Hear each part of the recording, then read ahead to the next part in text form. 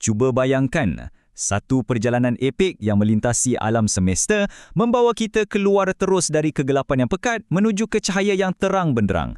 Dalam penerangan kita hari ini, kita akan sama-sama menyelami asas-asas bercahaya ini melalui surah Ibrahim. Kita akan menelusuri tafsir Ibnu Kathir dan wawasan yang cukup mendalam dari kitab At-Tibyan. Tahu tak, ini bukan sekadar penceritaan sejarah atau teks kuno semata-mata. Ini sebenarnya adalah peta perjalanan rohani untuk jiwa kita. Okey, mari kita selami perkara ini. Ayat pertama surah Ibrahim ni terus meletakkan satu tujuan kosmik yang sangat luar biasa. Menurut penerangan Al-Hafiz Ibnu Kathir, Al-Quran diturunkan bukannya sekadar untuk dibaca kosong, tapi sebagai instrumen penyelamat yang aktif. Tujuan utamanya untuk menarik umat manusia keluar dari kegelapan kesesatan, kebodohan dan syirik, terus ke dalam cahaya hidayah, keyakinan dan tauhid yang mempesonakan. Tapi ada satu kesedaran yang sangat mendalam dan berat di sini. Proses berpindah dari gelap ke cahaya ni, ia tak berlaku secara automatik dan ia tak akan berlaku dengan kehebatan manusiawi semata-mata. Ia hanya berlaku dengan izin Tuhan mereka yang disebut dalam ayat ini sebagai bi'izni rabbihim. Ini bermakna hidayah itu secara mutlak adalah milik Allah. Menyelamatkan umat manusia daripada kejahilan memerlukan kebenaran dan izin langsung dari Yang Maha Pencipta. Dan di sinilah kita dapat lihat betapa lembut dan luasnya rahmat Allah. Tahu tak, setiap Rasul yang diutuskan, mereka bercakap dalam bahasa ibunda kaum diorang sendiri. Kenapa agaknya? Supaya mesej yang dibawa tu jadi sangat jelas. Tak ada ruang langsung untuk orang keliru atau salah faham. Allah pastikan kebenaran itu betul-betul masuk dan difahami oleh akal kita sebelum sebarang hidayah diberikan. Ini bukti jelas tentang keadilan dan kasih sayang ilahi. Seterusnya, kita masuk kepada bab hukum syukur dan perjuangan umat manusia.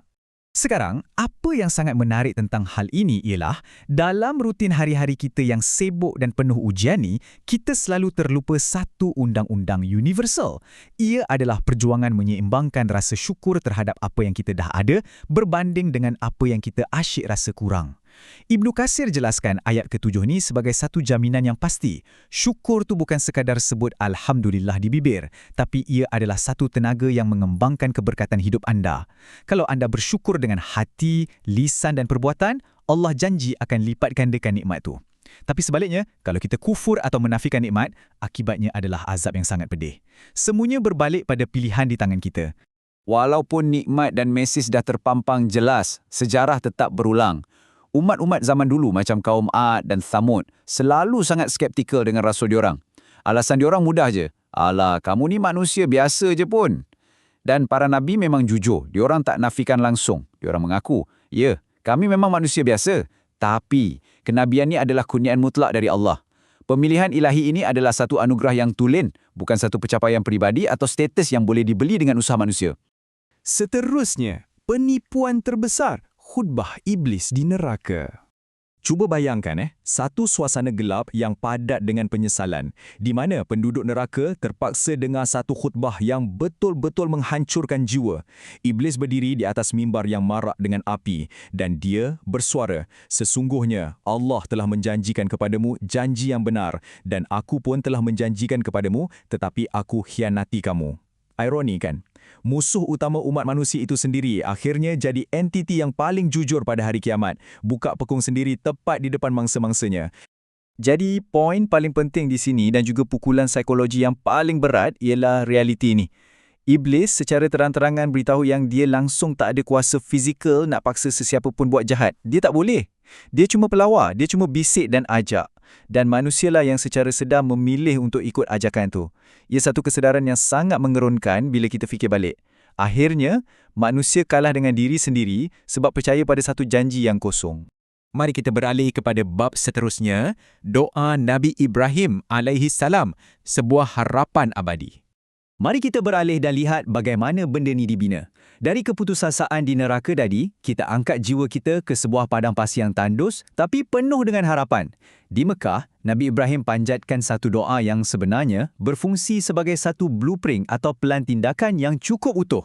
Baginda minta keamanan mutlak untuk Mekah, minta rezeki buah-buahan kat tempat yang kering kontang, perlindungan total dari syirik menyembah berhala untuk keluarganya, dan yang paling utama, supaya keturunannya sentiasa mendirikan solat. Ini bukan sekadar doa biasa ya, ini adalah struktur yang sangat teliti tentang macam mana nak bina sebuah komuniti beriman yang subur dan selamat.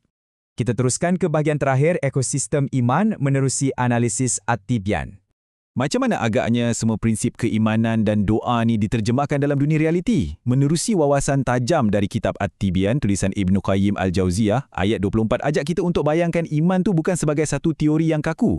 Tidakkah kamu perhatikan bagaimana Allah telah membuat perumpamaan sekalimat yang baik, seperti pohon yang baik?